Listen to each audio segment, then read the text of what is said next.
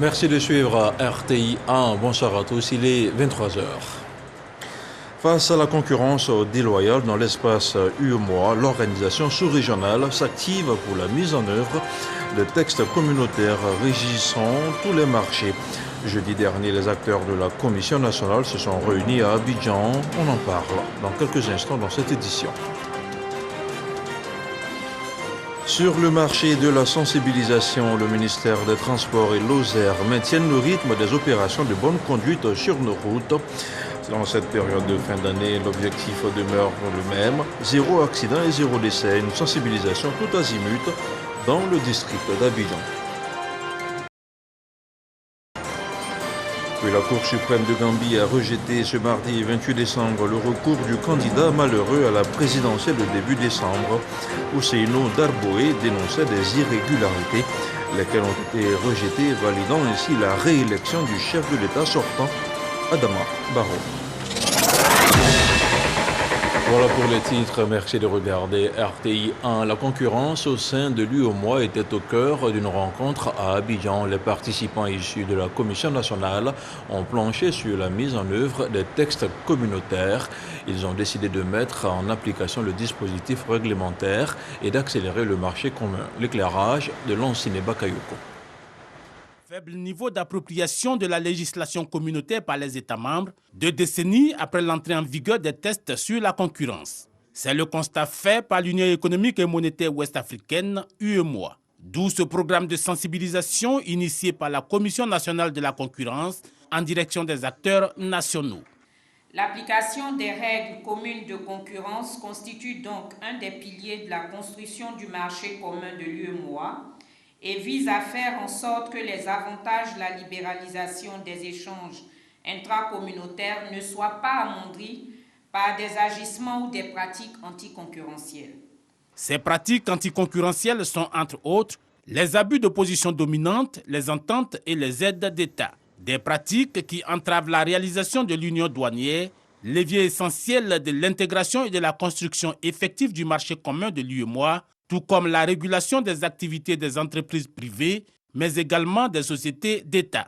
C'est le lieu aussi de rappeler à tous les opérateurs qui exercent sur le territoire national que la Commission de la concurrence est ouverte à leur égard et elle est prête à réceptionner toutes les plaintes qui viendront de la part de ces entités-là afin de les analyser et de voir si on peut leur apporter une réponse satisfaisante. La législation communautaire sur la concurrence est composée de règlements et de directives qui visent à protéger le consommateur, à lutter contre l'inflation et à promouvoir la compétitivité internationale.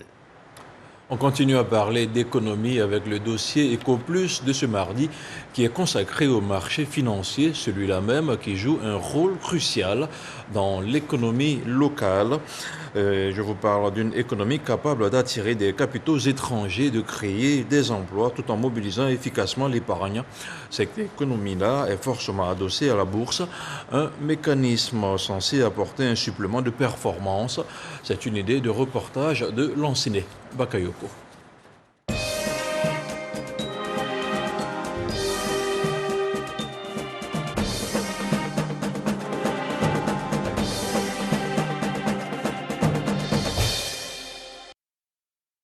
Des affiches publicitaires aguichantes et des promesses de gains intéressants. C'est sans doute ce qui motive Bernardin à vouloir investir en bourse. Agent dans une petite société d'édition, il a toujours regardé la bourse comme un monde d'initiés. Je m'intéresse davantage à la bourse maintenant parce que je vois que son épargne ou son investissement est en sécurité en fait. Toutefois, je note quand même qu'il y a un mystère autour de la bourse en Afrique, dans ma région, dans la sous-région. Et c'est ce qui fait que je continue donc de chercher à comprendre davantage. Aujourd'hui, séance de sensibilisation conjointement organisée par la Bourse régionale des valeurs mobilières et une organisation de la société civile à l'intention des entreprises, des particuliers et des jeunes curieux d'en savoir sur le fonctionnement des marchés boursiers. Il faut travailler à ce que plus d'entreprises de notre union viennent sur le marché par différents canaux. Les privatisations, les sorties de fonds de private equity et évidemment les admissions volontaires. Il nous faut plus de sociétés, il nous faut plus d'émetteurs. La bourse doit être démystifiée. Démystifier la bourse, voilà le gros travail auquel les institutions liées au marché financier s'attellent. Objectif, convaincre que la bourse n'est pas réservée exclusivement aux professionnels de la bourse, aux traders ou aux financiers, mais qu'elle est naturellement ouverte à tous, y compris aux investisseurs occasionnels.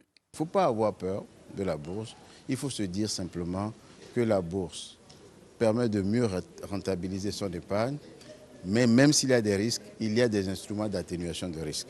Selon une étude commanditée par l'autorité en charge des marchés financiers dédiés à l'épargne et à l'investissement, 90% des usagers pensent que les placements en actions sont l'affaire des gens qui s'y connaissent et 95% estiment qu'ils sont trop risqués. C'est pourquoi il faut mettre en place le dispositif juridique et institutionnel qui passe par aussi, pourquoi pas, des sanctions juridiques, pénales, etc. vis-à-vis de ces contrevenants. L'économie numérique est comme une sorte d'autoroute qu'il faut créer pour permettre à ce que l'accès à l'autoroute soit libéré et libéralisé. Cotonou, capitale du Bénin. Tous les décideurs de la Bourse régionale des valeurs mobilières sont en réunion. À l'ordre du jour, le bilan d'un quart de siècle d'existence, mais aussi chercher les stratégies qui mettent la bourse au cœur du financement des économies. La bourse a cet avantage d'être transparente. Il s'agit de mettre en relation un émetteur qui a besoin de financement avec des investisseurs qui sont en capacité de financer. C'est un outil de financement à long terme. Cette journée, occasion de venir échanger sur les rouages de la bourse avec des experts des marchés financiers et de quelques dirigeants d'entreprises cotées. Dans cette campagne de sensibilisation, les sociétés de gestion et d'intermédiation sont en première ligne. Le tout autour d'un programme pédagogique adapté à tous les profils. On a déjà commencé à donner la culture boursière au niveau des universités. On va les voir, on leur pose, on leur parle de la bourse, on travaille ensemble, ils ont créé des clubs d'investissement. Aujourd'hui, ils sont heureux de savoir qu'avec la digitalisation, ils peuvent, à travers leur club, aller directement faire les investissements sur le marché. L'autre défi, intégrer le facteur risque. Quand on investit en bourse, il faut pouvoir avoir du temps pour suivre, parce qu'on a le bulletin officiel de la cote, pour suivre un peu l'actualité financière. Par contre, c'est ce qu'il faudrait faire, s'intéresser soi-même. C'est vrai qu'on peut déléguer la gestion à une SGI, mais ce serait bien que chacun puisse également avoir ce minimum d'éducation financière et puisse également regarder et suivre au jour le jour son compte-titre. Signe de cette volonté des acteurs, la mise en puissance d'un troisième segment pour les petites et moyennes entreprises. Mais il en faut davantage pour donner plus de rôle aux PME encore mal structurées. Pour rentrer en bourse, il y a des exigences. Et justement, c'est les exigences de solvabilité, de bonne gestion et d'entreprises qui ont des capitaux importants et qui aussi peuvent justement attirer par leurs résultats les investisseurs potentiels. Si la bourse régionale des valeurs mobilières réussit à s'installer dans les habitudes des populations, ce sera une niche importante pour le financement des économies de la sous-région. Marché financier, une niche peu exploitée par les investisseurs de l'UEMOA. Un dossier de l'ancien Bakayoko à revoir sur RTI 1. Non, la route ne fera pas davantage de victimes en cette période de fête de fin d'année. C'est en tout cas l'objectif affiché du ministère des Transports et de l'Oser. Les deux entités multiplient les campagnes de sensibilisation à l'endroit des usagers de la route, du carrefour de la vie, de Cocody à Yamé Liberté. Toutes les grandes artères de la ville d'Abidjan sont sillonnées par ce duo qui continue de sensibiliser les automobilistes. Théodore Zouzou, Franck Kodio pour le commentaire. Est-ce que quand vous êtes sorti, vous avez vérifié la pneumatique, l'huile? Voilà. Donc, je suis en train de vous dire qu'il faut un minimum d'entretien sur le véhicule. Soyons prudents sur la route. La sécurité routière, c'est l'affaire de tous. Thème de la campagne nationale de sensibilisation à la sécurité routière. L'objectif est d'amener les conducteurs et autres usagers de la route à adopter les comportements pouvant éviter les accidents de la circulation en cette période de fête. Une initiative du ministère des Transports en collaboration avec l'Office de sécurité routière, OSER. La route nous permet de faire rapidement nos activités, mais la route aussi tue. Malheureusement, la route tue beaucoup. Et c'est pour appeler les uns et les autres à être responsables. C'est de dire aux chauffeurs de faire la prudence sur les routes, aux piétons de faire très attention en traversant les routes. Sensibilisation sur la vitesse, le code de la route, l'alcool au volant ainsi que le téléphone, la ceinture de sécurité, l'entretien technique du véhicule au Carrefour La Vie et aux 220 logements à Adjamé. Ceux qui boivent cette direction-là, souvent il y a des dégâts mortels sur la route, nous ça ne nous arrange pas. Ça gâche nous tous nos noms. C'est une bonne initiative puisque à l'approche des fêtes, il y a des gens qui conduisent à l'état d'ivresse, ce qui n'est pas conseillé. Il y a des gens aussi qui se comportent très mal à la direction, qui s'amusent à être portable. Je pense que cette campagne est la bienvenue. Cette campagne de sensibilisation se fait parallèlement à celle de la police spéciale de la sécurité routière qui contrôle le taux d'alcool dans le sang du conducteur ainsi que le port de la ceinture de sécurité. Autant d'actions pour réduire le taux d'accidents sur les routes et le nombre de tués. Le commentaire était plutôt assuré par Abou Sanogo. L'opération de normalisation et de classement des établissements de tourisme en Côte d'Ivoire vient d'être lancée. Il s'agit à terme de perfectionner les activités du secteur à travers l'usage des outils aux normes internationales. Le lancement de l'opération a vu la pose de panonceaux dans certains hôtels et restaurants du secteur. C'est un reportage de Patricia Omouetia. Et de 3 pour ces 2 établissements hôteliers situés dans la commune de Cocody et 3 fourchettes pour ce restaurant. À travers ces panonceaux, ces structures sont désormais classées et référenciées aux normes internationales. Ce acte majeur pour le tourisme ivoirien est l'aboutissement d'un processus qui prend sa source légale dans le Code du tourisme et s'inscrit dans le projet Sublime Côte d'Ivoire. On met l'accent sur l'hygiène et il faut dire qu'avant ce classement, les services du ministère sont passés chez nous. On a travaillé durant toutes ces années pour arriver à avoir un bon niveau, un très bon niveau je pense, pour un hôtel local. Parce que bon, les chaînes d'hôtels sont différentes, mais on est au même niveau qu'une chaîne internationale. L'attribution d'étoiles se fait sur la base de l'appréciation des 3 grands critères suivants. Qualité de confort des équipements, qualité des services proposés dans les établissements, bonnes pratiques en matière de respect de l'environnement et de l'accueil de la clientèle en situation de handicap. Tous ceux qui seront en dessous de 286 points seront des hôtels qui seront immatriculés et non classés. Et je crois que quand vous êtes classé, cela vous donne encore plus de poids et plus de coffres au niveau international. Pour le coup d'envoi de l'opération, le ministre Ossiandou Fofana a posé symboliquement ces 3 panonceaux. L'objectif est de positionner le pays comme l'une des meilleures destinations touristiques africaines. Tous les établissements se doivent de respecter la qualité et n'oublions pas que pour connaître la qualité, il faut aussi avoir un bon capital humain et nous espérons pouvoir accompagner le capital humain pour pouvoir mettre en marche cette stratégie de normalisation et de renouvellement de la qualité de nos établissements. La Côte d'Ivoire, qui aspire à être une nation touristique, se doit d'abord de fidéliser ceux qui nous font l'amitié de nous visiter, mais ensuite aller rechercher d'autres. Cette opération de normalisation et de classement des établissements touristiques de Côte d'Ivoire ne concerne pour le moment que la ville d'Abidjan. L'opération va s'étendre sur l'ensemble du territoire national dans les mois à venir. On parle maintenant de défense. 1467 militaires et personnels civils des forces armées de Côte d'Ivoire ont été décorés ce mardi 28 décembre à Abidjan. C'était à la place d'armes général Ouattara Thomas Dakin de l'état-major. Ils ont été décorés dans l'ordre national, dans l'ordre du mérite ivoirien et la médaille des forces armées de Côte d'Ivoire. Le compte rendu d'Abou Sanogo. Place d'armes général de corps d'armée, Ouattara Paul Thomas Dakin de l'état-major général des armées. Cérémonie de reconnaissance publique de la haute hiérarchie militaire à ses hommes et femmes. 1467 personnels des forces armées de Côte d'Ivoire et les personnels civils de la défense de la première région militaire se sont distingués par leur dévouement ou leur exemplarité et par leur manière de servir. Ce qui leur vaut d'être décorés. Ainsi, 26 ont été élevés au rang d'officier dans l'ordre national, 426 dans l'ordre du mérite ivoirien et 1028 se sont vus décerner la médaille des forces armées de Côte d'Ivoire. Reconnaissance publique de l'exemplarité de ces hommes et des femmes qui ont choisi de servir sous le drapeau ou aux côtés des militaires. Cette cérémonie de récompense est d'une part un couronnement de carrière pour tous ceux qui sont en partance pour la retraite, Un couronnement de plusieurs décennies au sein d'une institution à laquelle des vies professionnelles et des vies tout simplement ont été consacrées.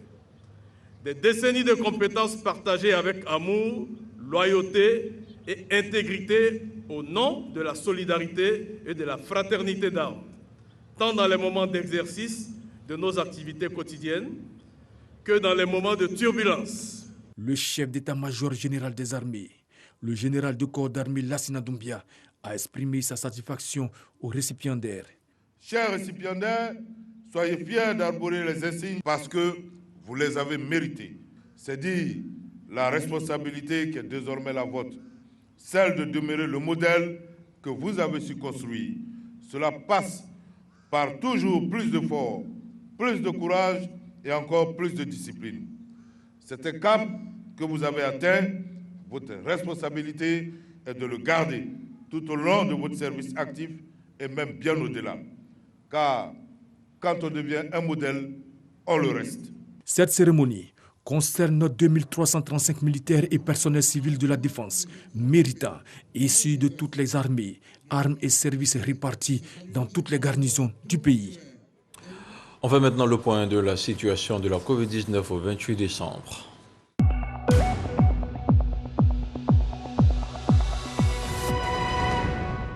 Le ministère de la Santé, de l'Hygiène publique et de la couverture maladie universelle a enregistré ce mardi 539 nouveaux cas de Covid-19 sur 2606 échantillons prélevés, soit 21% de cas positifs, 58 guéris et 0 décès.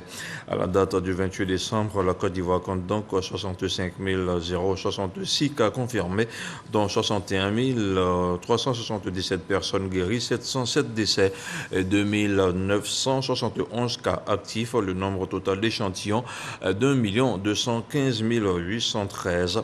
Le 27 décembre, 73 722 doses de vaccins ont été administrées, soit un total de 6 954 352 doses du 1er mars au 27 décembre.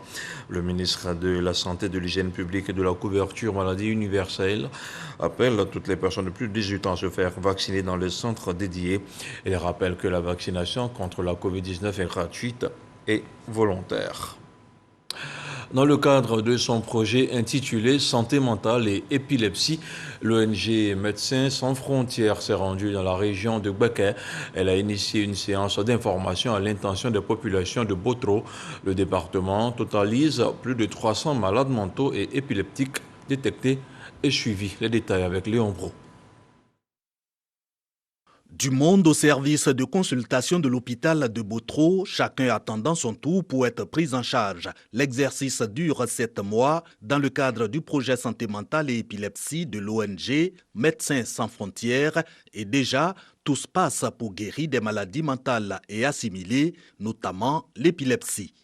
Ça mélange dans mon mémoire et puis je ne vois rien, ça me fait tomber. Ça fait 3 ans même, mais quand on a commencé à faire les médicaments là, il ne me fait plus encore. Nous avons commencé le projet, ça fait déjà 7 mois. Et par mois, les nouveaux cas, nous pouvons avoir au moins 50 patients. Les cas graves sont évacués vraiment à Boaké. 300 épileptiques et autres malades mentaux pour le seul département de Botro sur les 600 dépistés et pris en charge par Médecins sans frontières dans le Gbeke. Une prévalence liée au passé traumatologique de la région. 3 pathologies dominantes étaient à la base de cette maladie mentale épilepsie, à savoir la psychose, la dépression et l'épilepsie. La situation sociopolitique qui a prévalu dans la zone, dans toute la Côte d'Ivoire, les cas d'épilepsie généralement sont dus surtout à un retard de prise en charge des enfants qui prenaient des cas de paludisme ou bien de méningite.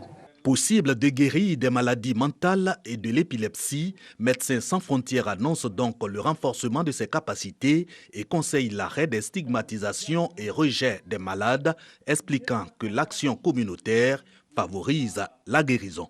La santé mentale et l'épilepsie n'est pas seulement médicale, il y a vraiment une portée sociale pour dire que la maladie mentale et l'épilepsie n'est pas un tabou comme on le pense. C'est une maladie comme toute autre. On peut traiter, on est en train de se battre pour que ça soit reconnu comme le PALU. Le projet santé mentale de Médecins sans frontières consiste à dépister et à prendre en charge jusqu'à la guérison des malades mentaux et épileptiques. L'ONG va l'étendre dès 2022 à l'insertion sociale et économique des personnes guéries de ces pathologies.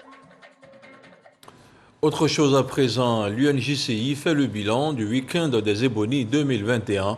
La fêtière a mis un accent particulier sur les super Ebonies et les nominés n'ayant pas encore été récompensés. Retour sur le bilan de cette 23e édition avec Evelyne Yubwe et Issa Chonayo. Après le week-end de la 23e édition des Ebonies à Yamoussoukro, l'heure est au bilan. Le président de l'UNJCI, Union nationale des journalistes de Côte d'Ivoire, Jean-Claude Koulibaly, était face à la presse. Le week-end des Ebonies s'est déroulé dans un esprit de grande convivialité et de confraternité. Ces 3 jours de retraite, de récréation, nous ont permis de resserrer nos rangs. Il y a eu le match de gala entre les journalistes et les forces de l'ordre qui a vu la victoire des journalistes sur les forces de l'ordre, où le fair play vraiment a été au rendez-vous.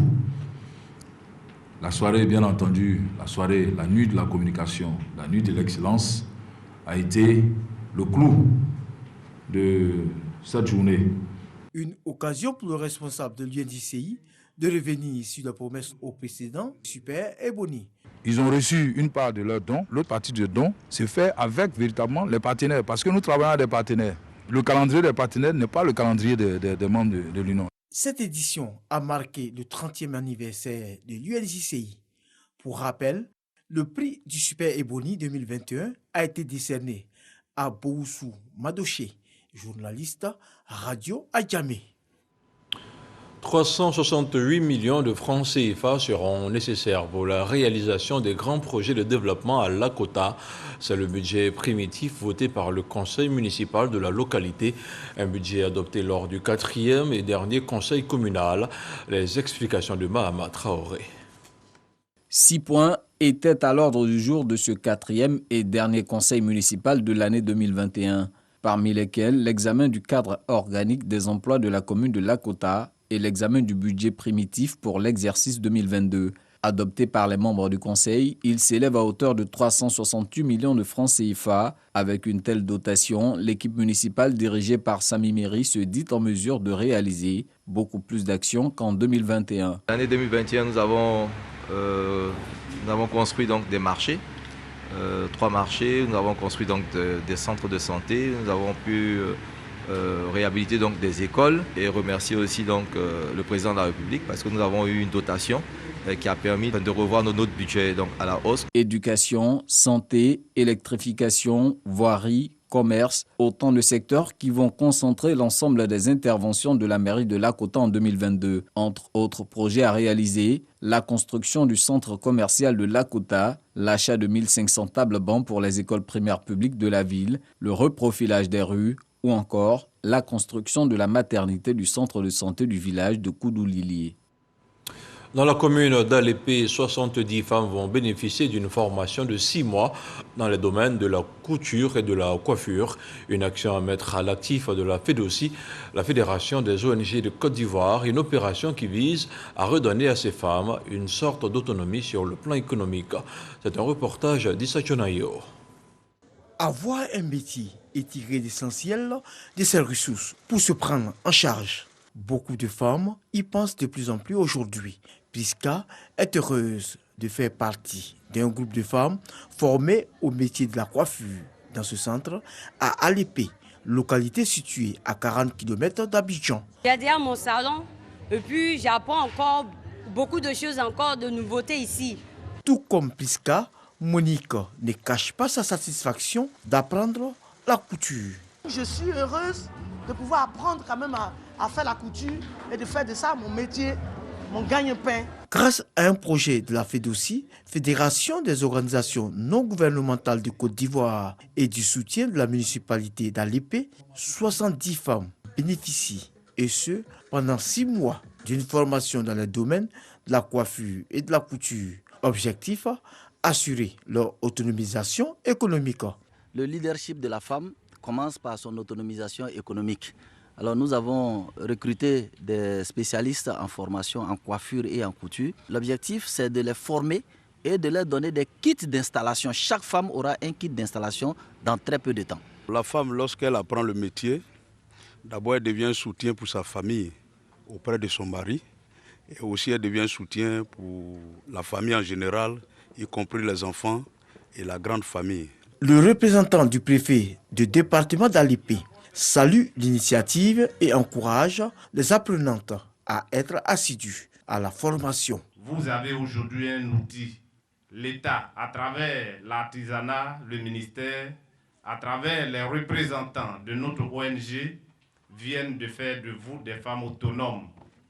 Vous n'avez plus besoin de tendre la main aux hommes forcément. Vous devenez complémentaires. Kone Satiki envisage de multiplier ce genre de formation à travers tout le pays afin de rendre économiquement autonomes les femmes. Et puis les rideaux se sont refermés sur la 7e édition de la Semaine des Arts et de la Culture à Yamoussoukro. 32 régions culturelles étaient à l'honneur et les talents se sont exprimés. C'est ce que nous rapporte Kader Sogodogo.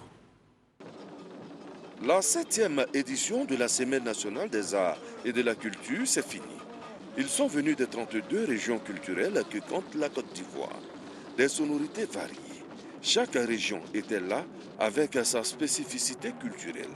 Ces acteurs culturels auront su mettre sur scène cet autre pan de la richesse ivoirienne.